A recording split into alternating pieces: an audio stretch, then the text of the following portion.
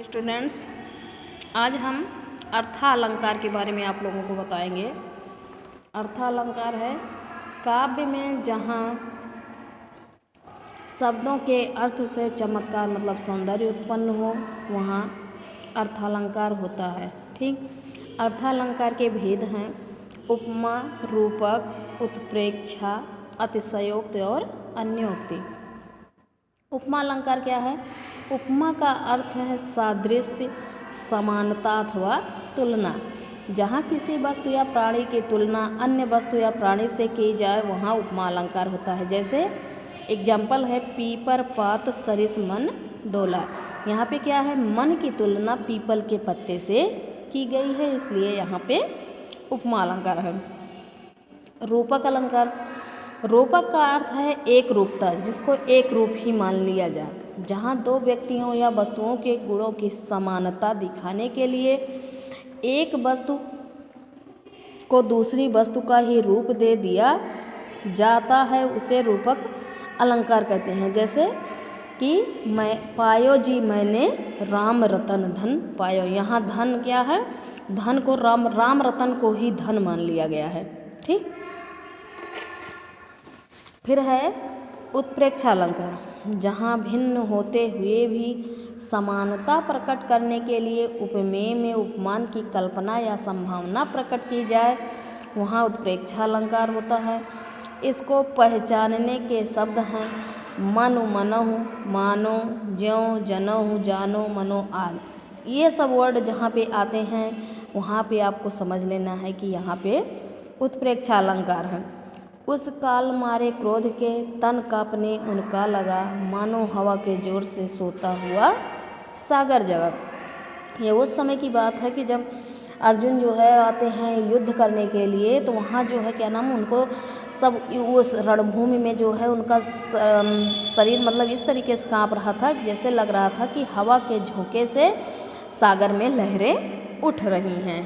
ठीक, लंबा होता ताड़ का वृक्ष, दूसरा एग्जाम्पल है उसी का। लंबा होता ताड़ का वृक्ष, मानो छूना बेम को छाता। मतलब ये पेड़ ऐसा इतना लंबा हो रहा, लग रहा जैसे कि वो आसमान को छू लेगा। अतिशयोक्ति अलंकार, यह दो शब्दों के मेल से बना है। अतिशय धन उक्ति।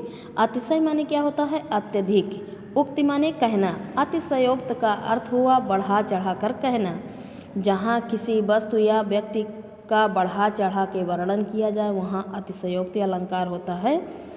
आगे नदियाँ, जैसे उसका एग्जाम्पल है आगे नदियाँ पड़ी अपार, घोड़ा कैसे उतरे पार।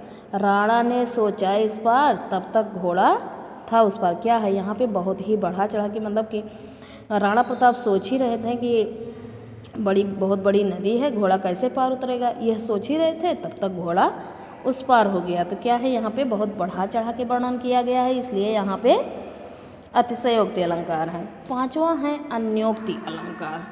अन्योक्ति का दो शब्दों के योग से ये भी बना है। अन्य धनोक्ति मतलब अर्थात जब कहा किसी को जाए पर लागू किसी अन्य पर हो। मतलब कह रहे हैं हम किसी और के लिए और उसको उस काम को करवा रहे हैं किसी और से, तो वहाँ पर क्या होता है? अन्योक्ति अलंकार होता है। जैसे इसका एग्जाम्पल है कि जैसे माली आवत देख के कलियाँ करें पुकार, फूल फूल चुन लियो काल हमारी बार।